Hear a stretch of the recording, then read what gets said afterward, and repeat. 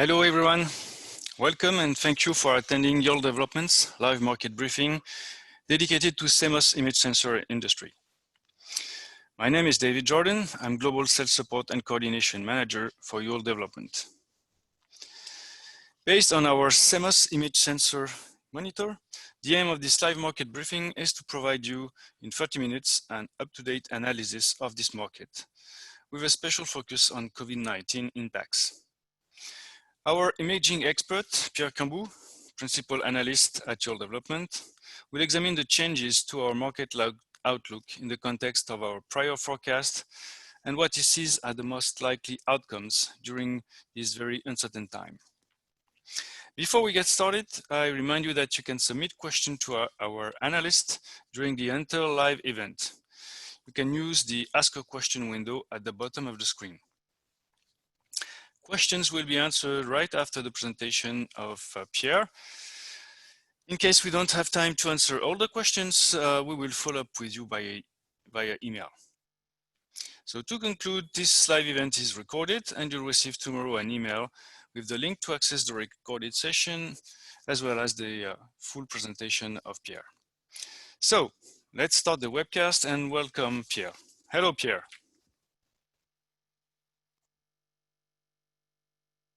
Hello, David. Welcome to everyone. Today we are discussing CIS, which means the chip inside our phone, at least for 70% of this industry. Yole Development has been monitoring the revenues for many years and providing a forecast. Last year, the revenues of the industry far exceeded our prediction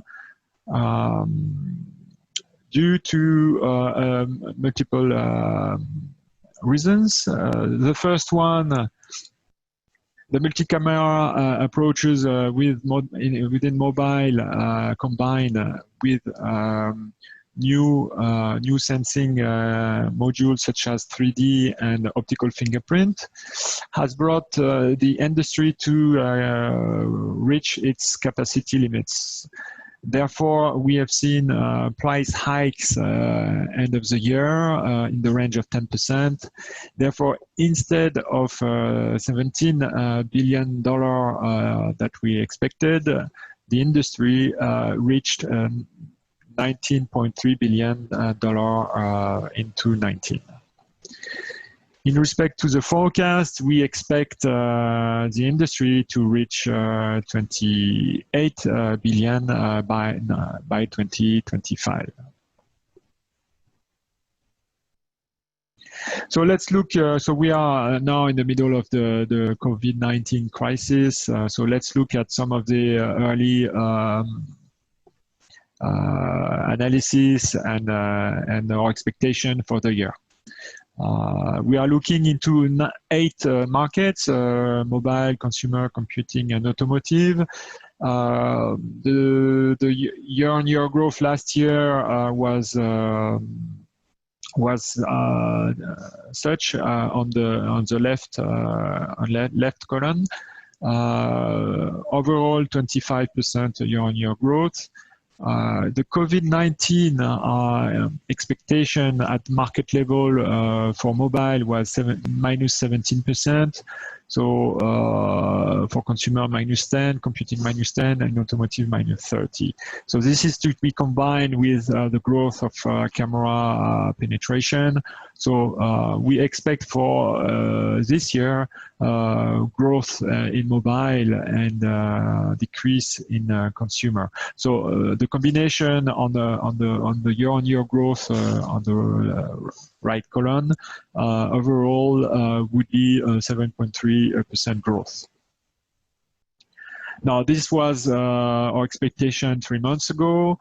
What happened since is mainly most advanced economies went out of lockdown in Asia, Europe, and now more and more in the US. So So we are looking at some signs of rebound. Most market analysts are now saying -10% instead of -20.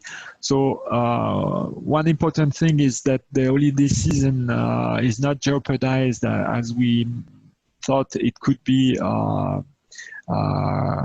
3 months ago. So now we expect consumer electronic to benefit from the holiday season. And so, yes, we should probably raise the forecast by 10 points, looking into 1.3 billion units of smartphone end of the year.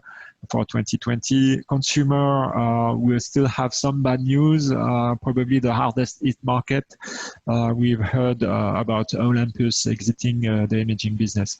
On the upside, there is a lot of good news from the low-end IoT, iRobot, so the vacuum cleaners, smartwatch, but also a lot of home IoT are benefiting from the lockdown. So probably not enough to reverse what's going on. So we are still expecting the range of -10%. On the upside, probably computing is what is probably the most interesting market. So it was a sliding market for years and probably flat or slightly positive this year. For automotive, we've been probably we are now seeing some rebound and some counter-cyclic effect. So probably not the crisis we thought it would be, raising to -20. So looking into 70 million light vehicle sales production this year. So that's the direction we are going. So for the next quarterly update, the 1st of September, this is the direction we will go. So we will probably raise this 7.3% growth that we are looking into for 2020. This is what it looks like for mobile. The different forecasts we had 4 years back, and so for many years we have been decreasing, and this year we will decrease again, but not as much as we thought 3 months ago. So same for automotive. So probably will decrease this year, the forecast, but not as much as we thought three months ago. Now let's look at CIS market landscape. The market reached new heights in 2019, and most of the big players benefited. So Sony, Samsung, and Omnivision. Sony grew better than market, probably due to the introduction of indirect time-of-flight. Samsung reaching 42% of market share. Samsung 21, Omnivision 10. Others grew more than what we than the market average, and probably Canon will exit this list, and SmartSense will replace Canon in this list. Now, looking at markets, the overall growth was 25%. Most market grew last year, and except consumer. And it was one of the best years for automotive, mobile, and computing grew, and security grew slightly above market average, and also a very good year for industry.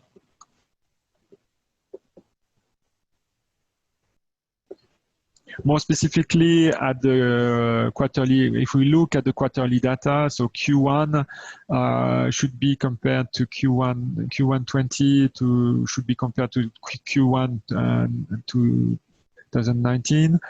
So we see that it was a good Q1 for mobile. If the seasonality, once the seasonality is taken into account. For the other markets, there is also seasonality effects. but let's look at more in detail. Computing had an excellent Q1. So this is what we were just discussing about the impact of COVID, probably an early sign of upside for computing. In respect to Q1 2019, it grew. And this is the first time since last year that was a decrease. This year, it's an increase. For security and automotive, this market were pretty much where we expected. So good Q1 for automotive, and despite seasonality effect, a good Q1 on security too, which grew significantly. Two markets that decreased were consumer and also industry. The industry decreased quite significantly, also possibly due to some early COVID and the stop of capital expenditure for industrial products. If we combine the different markets, probably so in the past 5 years, we've seen the increase of mobile, but also automotive, security, and industry.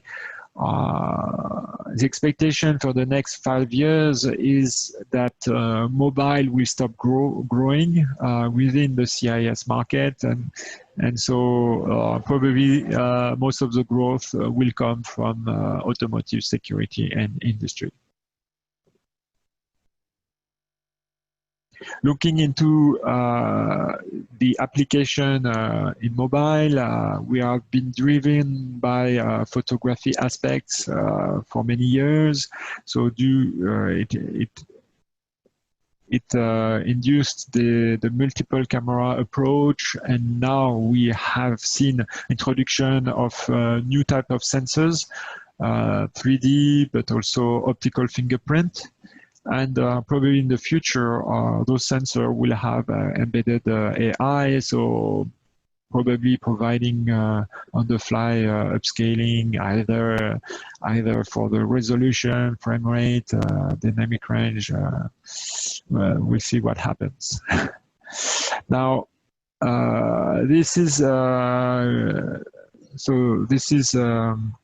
the proliferation of cameras per end product. So we monitor this number. So today, 3.5 cameras per phone, and looking into reaching 5 cameras per phone by 2025. For the number of cameras per car, it's slightly above 2 cameras per car right now, and we are heading toward 3.5 in 2025.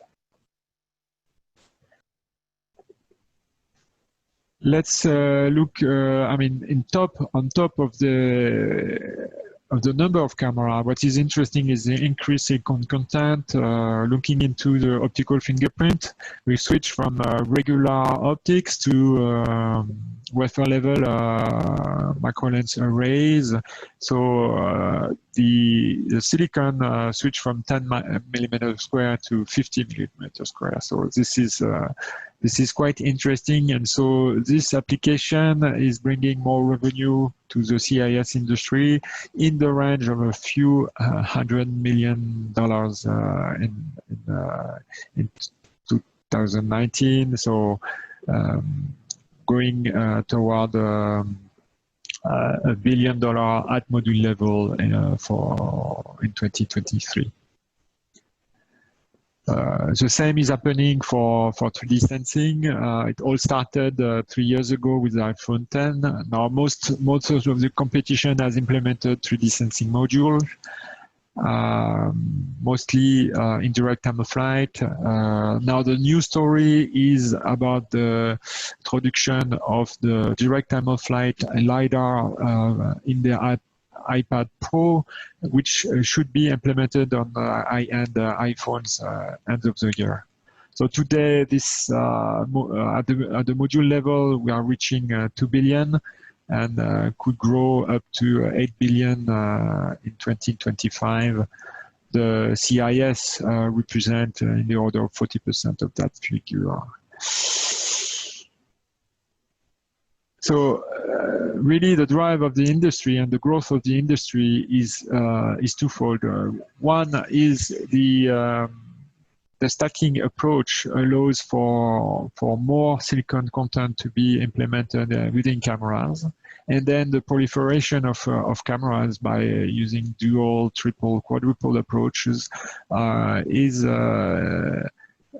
really making the silicon content explode. What cost $5 or $4 to $5 a few years back is now costing triple that figure.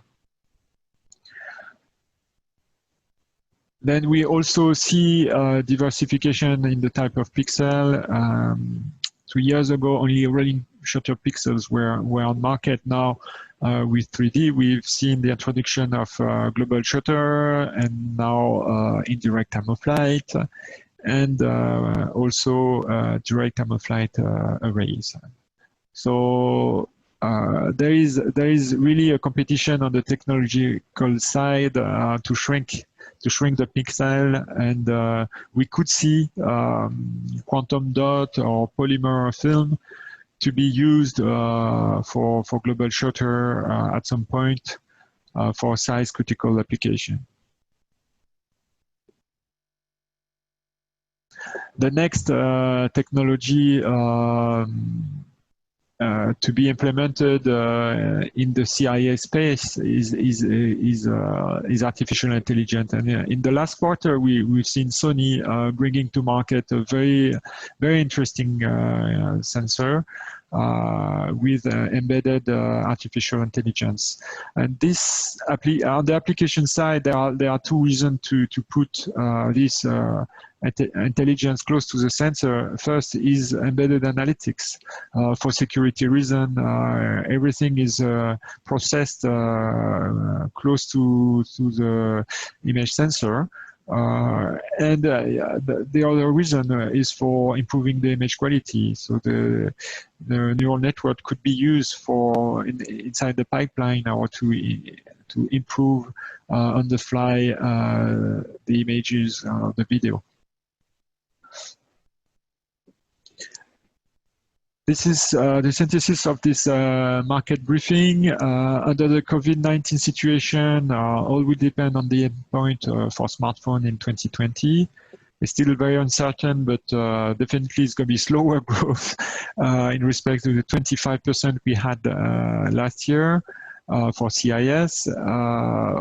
But since we are out of lockdown, the mobile camera demand will maintain end of the year, the growth should be beyond the 7.3% we forecast. The downturn in car production will probably be mitigated by increased attachment rates for automotive cameras, and also the security market will help maintain CIS growth. On the market and technology trend aspects, we are seeing no change in the trends. So multiple camera and diversification, 3D, optical fingerprint for mobile. The stacking technology is still at the center of the race. That is helping bringing new type of pixels, so global shutter, indirect time of flight, and now direct time of flight. The next challenge will be the integration of artificial intelligence, and we are looking forward to the new application this will unlock.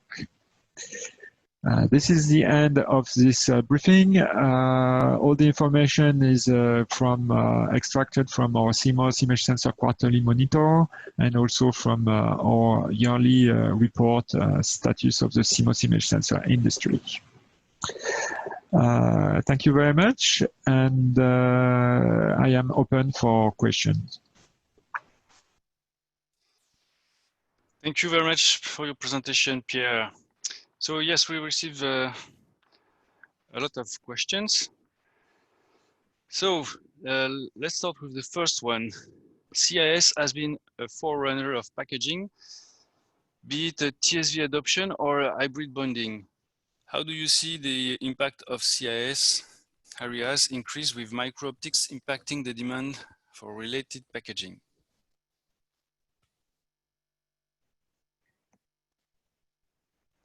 Yes.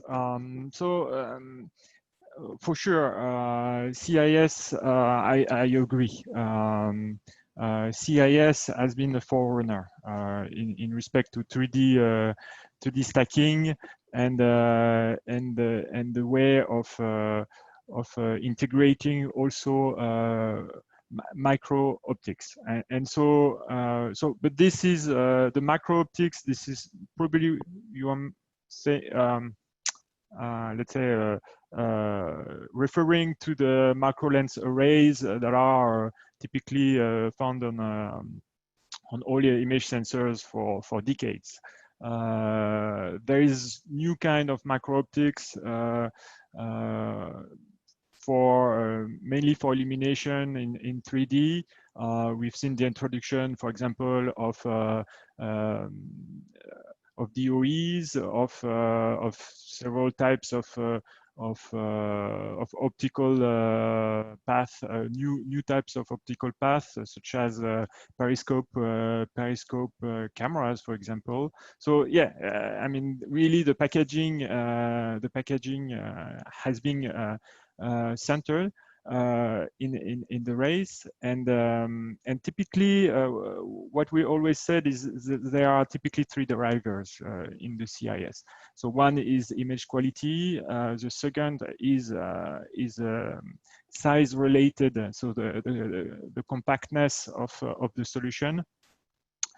And third is the newly human to machine interface. So packaging is really so far has been mainly the compactness of the solution. And now more and more we see that, for example, the periscopes is bringing a new zoom capability. So definitely packaging options, the ability to do stacking, so very compact chip, to do integrated optics is bringing, is helping some of those three drivers, helping image quality to new heights, bringing new compactness factors, and also probably things into the human to machine interface performance. So yeah, packaging is center in this race.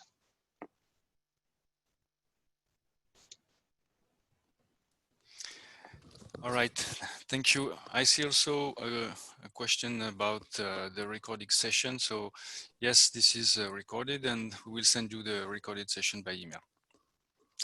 So let's go to a second question for you. Are we seeing higher resolution image sensor being used for security camera due to COVID-19 pandemic? And this way face can be recognized. So from the I think it's too early to really discuss the long-term benefit or the long-term consequences of this year. Probably it brought to light some limitations of current systems. I know, for example, that the unlock of some mobile phones were deeply impacted by wearing masks. So for sure, and in security, the same. Not being able to do the recognition, and it all depends on the database or so. But I am not sure we could relate directly to the increase of resolution, but if we look at the data, I mean, and what we've seen so far is the security is currently thriving, and it is really surfing on technology enhancement, the ability to have cameras in networks, and the ability to do image analytics. So I would not say it's a direct consequence, but probably it raised some additional interest into raising the resolution. And for sure, in the market of security, this is definitely a trend of rising resolution. Right, thank you. Maybe we have time for a last question. This is a question about Sony news and to source CIS capacity from leading foundry as an internal capacity constraint.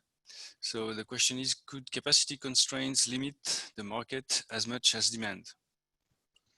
So yes, we've seen end of last year, the market reaching capacity limits. So I think it surprised everyone because I think probably most of second tier mobile player are willing to increase very quickly the number of cameras to look like flagships. So very interesting situation. Sony had already diversified, probably was sourcing a lot of its logic wafers at TSMC, and probably some had some CIS production. I do think so because during the Kumamoto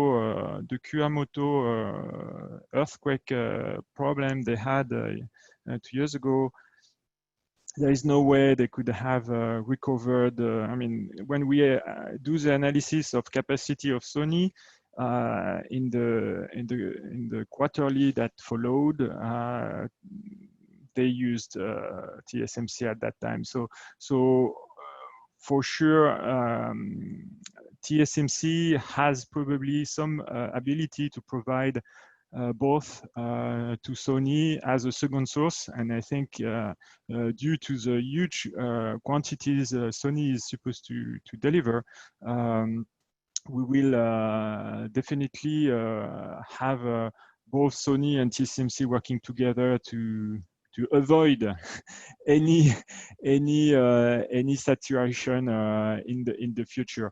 From our analysis, we should not reach limits this year.